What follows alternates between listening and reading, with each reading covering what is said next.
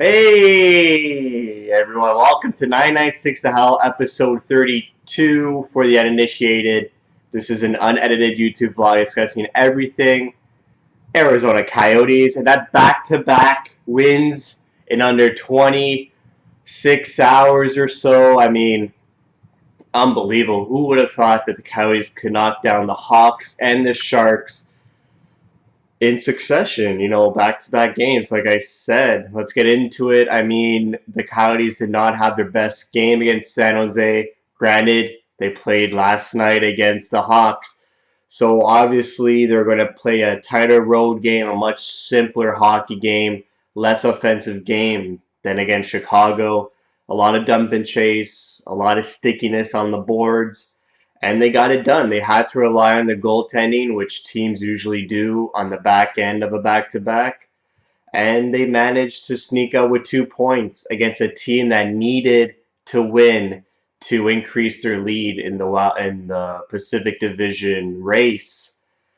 And yeah, man, I feel sorry for these teams coming down the stretch, teams that are third place in their division in the wild card spot, fighting for a wild card spot, and they see the Coyotes on the schedule because they better come to play. Because the Coyotes are stealing points from these guys. Minnesota, they won. Philly, they stole a point from them, almost won that game.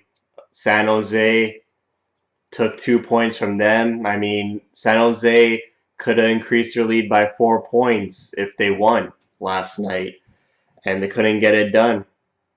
And as a bystander, like, how doesn't San Jose beat the last place team in the league? It's because their record doesn't reflect the Coyotes' play at all. I mean, the Coyotes have been playing decent to average hockey in the year 2018. And maybe 2018 is the year the Coyotes get out of this funk. 2017 was horrid. 16, 15 was alright because Domaine Duclair came into the league. 16 was horrid though, so was 17. So we'll see. Wedgwood played outstanding. Unfortunately, gets hit by Timo Meyer. I mean, it looked suspicious to me. Timo Meyer leaps last second when he's crashing into the crease and hits Wedgwood in the head. Wedgwood goes down. Ranta has to come in relief in the third period and makes 12 saves in the third period alone. Sharks were buzzing that whole third, and Ranta shut it down, came in and played like he did against the Hawks, shutted everything down. Very calm, very confident, not a lot of movement in his game, sticking to his zone and making key saves and getting the win for the Yotes. I mean, this team's really coming together lately. The defense is great. Defensive coverage is really sound. I feel like they took way too many penalties last night. They took 5 penalties, which Coyotes rarely take penalties, usually 1 or 2 a game, but I don't know, the refs last night weren't the greatest. They missed calls on both teams. The Sharks fans were salty after the game, saying the refs basically dictated that game. But when the Coyotes get 2 power plays and the Sharks get 5, and the Sharks can't capitalize on either of them, and they're the third best power play in the league, can't really blame the refs. Coyotes shutting it down on the PK. Martinuk, Reeder, Richardson, awesome. Just a great road win, a simple game. Didn't expect them to win on a back-to-back. I said that many times now. But man, playing some decent hockey. They're 6-5-5 in the new year. So they're in games. They're in a lot of these games. They had about one blowout against LA.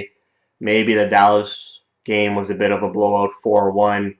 But other than that, they're pushing games to overtime, to shootout. They're hanging in games. They're winning games. And they're blowing out teams like St. Louis and Chicago. So just keep it going here. Montreal Thursday.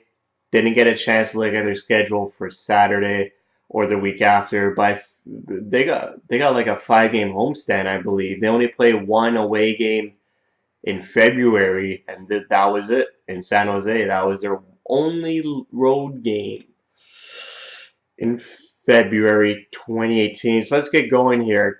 I forgot to mention Connaughton scored again. Kevin Connaughton. Kevin Connaughton has 4 goals in 5 games. Unbelievable. Goligoski got the other one. Goligoski really stepping up lately. Panik was a healthy scratch. Honestly, that trade, it's a lose-lose. I mean, the Coyotes have been playing miles better since Duclair left the team. So I think just that there makes us win the trade. Unfortunately, Panic can really get us going. Maybe we'll trade him at the deadline, but I mean, we just need to Duclair out. I don't have the answers. The fans don't have the answers. What was going on there? But this team is completely different without Duclair, and I'll take that all day. Whether Panic develops into a great player or not doesn't really matter. And we got Dolphin, who's scoring in Tucson and winning games in Tucson, so that helps their playoff hopes. In the AHL, Tucson first in the Pacific, and maybe they'll bring the playoffs to the desert for the first time since 2012. That's it for me. Thank you for watching. Thank you for your support. Let's go Yotes.